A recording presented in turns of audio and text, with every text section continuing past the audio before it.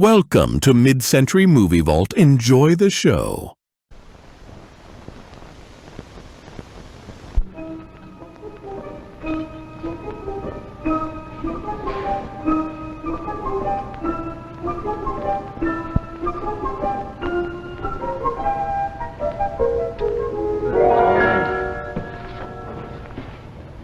Oh, the bums.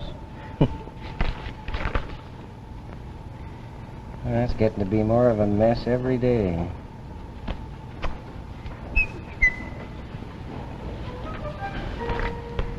Oh, hi there. Sam Whipple's my name. You've probably never heard of me. I don't know why you should have. I'm just an ordinary fella, same as you. Got my little dreams, I've got my little fears. I see a sign, keep off the grass. Well, I keep off. No, wait a minute, there is something different about me. You see, I invented a time machine. That's right. Right now you're looking at a real bona fide time traveler. I admit it sounds fantastic, but it's really true. Let me see now. Anyway, I invented this time machine. It was crude, but effective.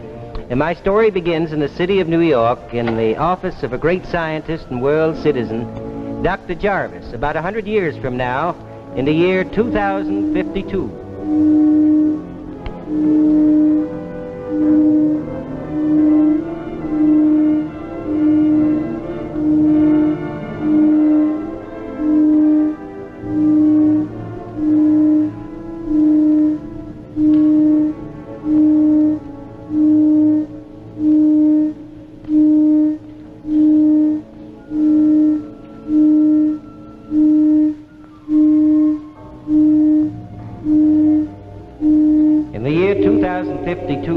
The whole world stood at the edge of doom.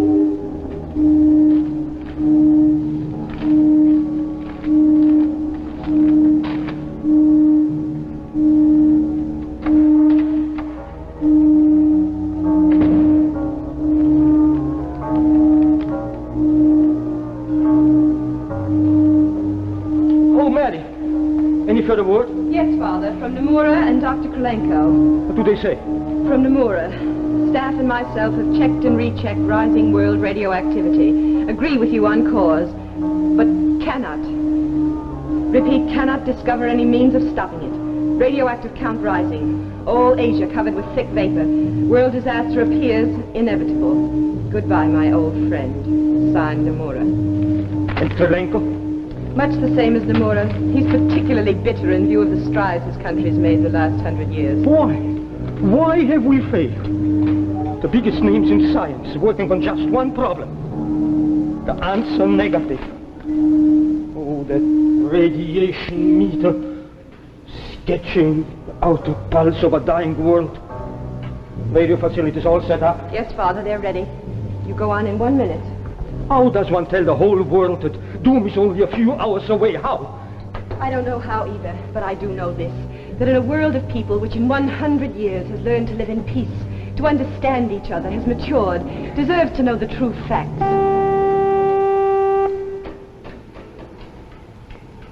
"15 seconds.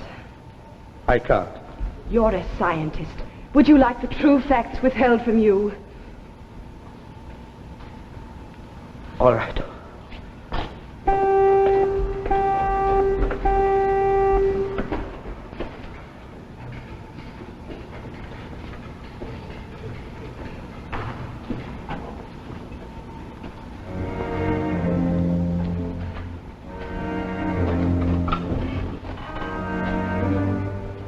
My fellow human beings, what I have to say is based on proven facts. You cannot avoid it, you must believe it. In a few hours, you and I, all our loved ones, the whole earth will be dead. In the past few months, you have seen how thick vapors covered your cities and towns, your small villages and homes. And now I must tell you why this has happened. 100 years ago, at the beginning of the atomic age, when the atom was a plaything, and the people of the world, like quarrelsome, headstrong people, a certain scientist discovered a rare element. After investigation, he placed it into a cyclotron and bombarded its atoms. A chain reaction resulted. A slow, imperceptible reaction. The scientist in his calculations made one small mistake, and though he checked and rechecked his findings, he never noticed it. The chain reaction grew and grew, the entire world slowly becoming radioactive. Recently, the Count approached the perilous mark at which it is impossible for life to survive. This point will be reached within the next few hours. There is no escape. Listen. There is your heartbeat.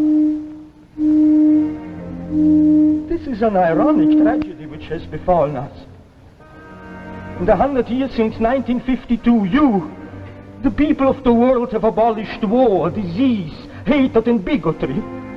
But one tiny mistake, committed by those before your time, has outweighed all that in the balance of fate. I cannot give you hope. There is none. Nothing is left.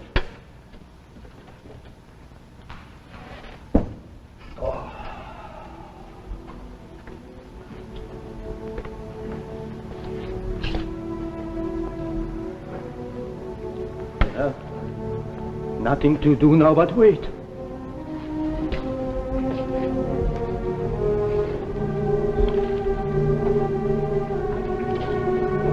How much time is there? About 3.5 hours. Let's check back once more. Perhaps something escaped us. No harm in trying. We've nothing to lose. You are right. Come on. We'll start from the beginning. We turn the teletime set to June 30th, 1952. That's when Dr. Thorne made a mistake. Oh, what a wonderful scientific age this has been. Through this machine we can recapture the past, but the future is out of range. Now we'll turn the location dial to New York in June 30th, 1952. There, watch. There, for the 5th time it checks. Well, are we all set, Doctor? Yes, we're ready. Let's start the cyclotron.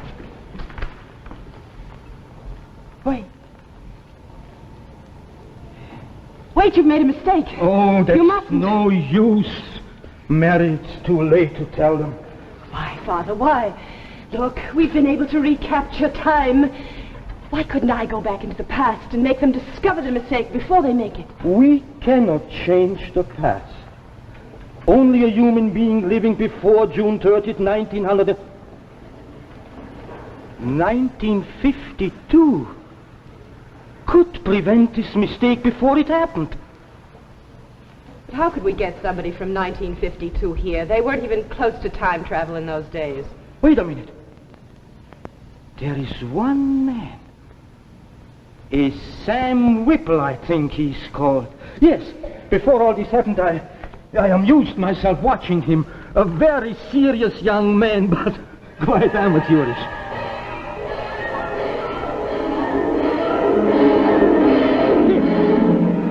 There he is, still working away. Is that a time machine? But it looks ridiculous. No, it could never work. No, it's all there. It's all there. It's only that the wires are not attached to the proper terminals. If he could only adjust that, I think we could control his arrival through this machine. Well, there's my time machine. You hear the generator going? Well, that's the secret. I was trying to generate enough power in my time vest to free me from the gravity of time. Wasn't easy on the electric bills, I can tell you that. Sam? I had a sister, older. She means well, I guess, but... Sam Whipple, are you down there again? Sam, don't you hear me? I want to talk to you. Sam! Oh, Sarah, want something? Yes, here. What about them? They're bills, aren't they? Of course they're bills. Well, pay them. With what? There's nothing left after paying up for the last bills. Sam, it's not easy running a household today on your income. Well, I've got some money put away for a new suit and a pair of shoes. We could use that. And then you'd go to work looking like a hobo. And what would Dr. Thorne and the others at the laboratory say to that? Oh, I rather think they'd say nothing. Probably wouldn't even notice me. Just a lab assistant. Well, if you spent as much time on your work as you do with that infernal machine, you'd get someplace. You'd be someone. When are you going to give this thing up and stop daydreaming? Really, the neighbors are beginning to think you are crazy. I assure you, Sarah, I'm really very harmless. But as for giving this up, this is what may turn my dreaming into reality. As a boy, you were afraid to face things, and you still are. Yes, I am. I don't like myself for it. Never did have much gumption. Afraid to talk for myself, fight for myself. Well, that's why, don't you see? I want to give myself a chance in another lifetime, 500, maybe 1,000 years from now. Maybe I could do better then. You know, someday they're just going to take you away in a straitjacket. That's what's going to happen. Oh. And what about me? What's going to happen to me? Sarah, I've taken care of you ever since your husband died, haven't I? Gave up my college career for it. Guess maybe that's why I haven't married either. I did think my first duty was to you. Well, you better stand back now, Sarah. I'm all set. I'm going to try it. You might get hurt.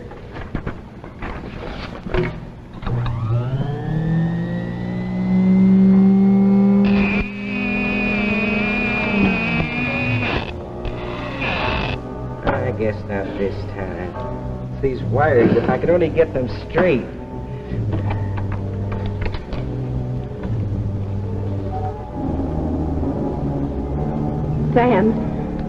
Sam Whipple, that wire on the connection goes on the right.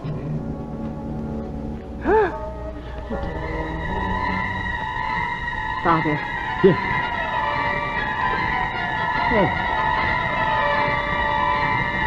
Oh. Mary. Father. Yeah.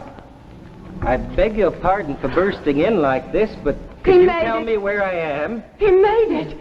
Sam Whipple, I'm Mary Jarvis. This is my father, Dr. Jarvis. Welcome to the 21st century.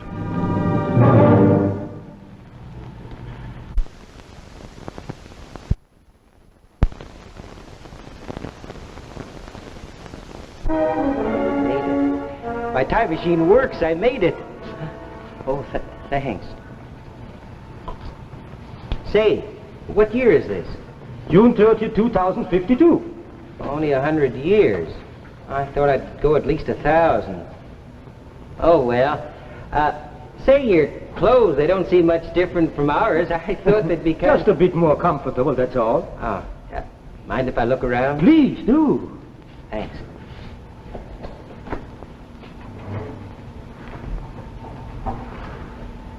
Father, shouldn't we ask him? It's almost 3:30. Only 2 more hours. I know, but I think we should give Mr. Whipple a chance to get his bearings. Say, wait a minute. How did you know I was coming? The teletype said you saw. Through it we can look back into the past. That's how we knew. Hey, that's wonderful. Say, if I stayed here, do you suppose I could work on things like that and all of this? I'm a lab assistant with Dr. Thorne. You know him? We've heard of him. I think if I could get to do some real studying at a good school, well, that would take money, wouldn't it? That is not necessary. The government takes care of everybody's tuition. The government? Well, how can they afford it? What with defense and armies and things like that? That's no longer necessary. We are at peace with the world. You mean no Cold War with any country? No, we are all the best of friends. Yeah, that's wonderful. Oh, I could like it here. What about diseases? We've discovered the cause and cure of cancer, among other things. Cancer. You know, my father died of cancer. Please, I have a favor to ask. Is it possible for me to stay in this century, live my life out? I'd give value in return. I'd work. I'd do anything. I don't have to worry about my sister. The insurance will take care of her. Please, is it possible? I think so, but... What's that? Radiation meter. Measures radioactivity. Oh, I see. We call that a Geiger counter in our time. Hey, wait a minute. Doesn't that mean there's something radioactive around here? The whole world? I don't understand. A nuclear bombardment in 1952 started a slow chain reaction which has steadily grown into an overpowering radioactivity. At 3:30, The danger point will be reached. The whole world and all in it will die. Oh, I don't believe that. I can't. See for yourself. Why do you think the fog is so thick outside? But how? A mistake? Made by your own Dr. Thorne and Mr. Adams. Mistake made by Thorne and Adams. Well, how can you be sure? We saw them on a teletype set. If only I'd known. You know now. Isn't it too late? For us it is. There's nothing we can do. But this happened in your time, Sam. You could stop it. You want me to go back? Oh, no. No, I can't. Dr. Thorne's a very important man. He wouldn't listen to me. Make him, Sam. You can make him. In the few moments I've been here, I've known more happiness than I've ever known in a lifetime. I wish I could stay, if only for this one last hour. But it means the whole world's going to die, doesn't it? All the people. Okay, I'll do it. Can you help me get back? Yes. All right. I'll do the best I can. And then, if you don't mind, I would like to try and get back here. Oh, yes, Sam. Please come back.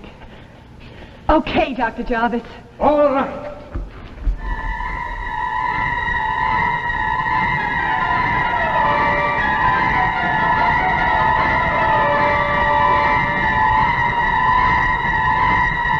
I'm back. Hey, where's my umbrella? Sam, where have you been? Where? It worked, Sarah. It worked. It worked. I don't Here, help me understand get what's this going off. on around here. I'll tell you later. What time is it? It's 10 past 3. Past it. It gives me 20 minutes. I'll see you later, 20 Sarah. minutes for what, Don't Sam? have time. I've got to hurry. Sam!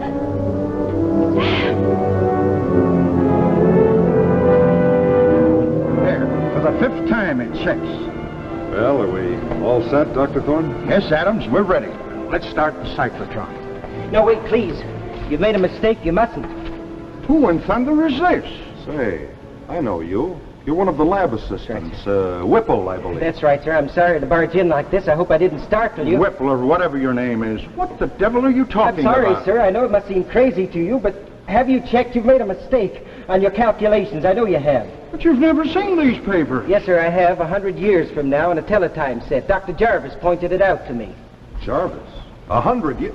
Well, this man's obviously insane. I'm going to throw him out. I'm not crazy. You've got to listen to me. Dr. Thorne, have you checked these figures? Of course, I've checked and rechecked at least 5 times. Well, then please check them again. The whole world depends on it. Since you know so much, where did I make my mistake? I don't know. But I'll tell you this. If you bombard the atom of this element you've been working on, you'll start a slow chain reaction. It'll grow and grow, and in 100 years it'll destroy the whole world. All right, Adams, I've heard it enough. Let's get going. No, you don't. You wouldn't dare.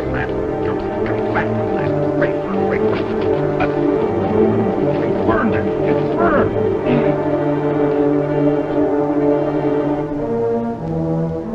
I think you'll have to check back now. I'm sorry to cause you all this extra work, but you did make a mistake, you know. What do you... Whipple, get out of here and don't ever come back. You're fired. You can't fire me. I quit. Quit. Hey, that sounds good. I'm going back to the year 2052 where a man can have a future. Good day, gentlemen. Burned. All burned. A mountain of work. Guess we'll have to start again. Adams, I wonder, do you suppose I could have made a mistake?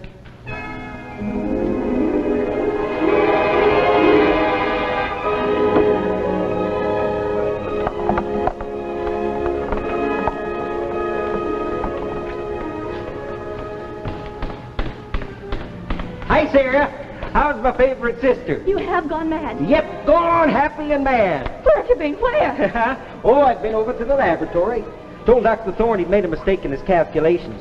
He didn't like it. You don't mean he fired you? Oh, he tried to, but I wouldn't let him get away with that. I quit. Quit? Yep. How we live? Oh, I've taken care of all that. I'm going back into the future, and I guess in that case the insurance company will consider me dead, so that'll leave enough money to make you comfortable. Well, goodbye, Sarah. Here we go. Sam Whipple, you're not going anywhere. Huh? I've seen to that. One of us has to have a head on our shoulders. Yes. Oh, no. I've smashed the machine. No. Maybe now you'll wake up and act your age. Oh, Sarah. Why? Why, Sarah? Can't you see it was destroying your life? I did it for you, Sam. Now, come along upstairs. Come on, like a sensible person, and I'll make us both some coffee.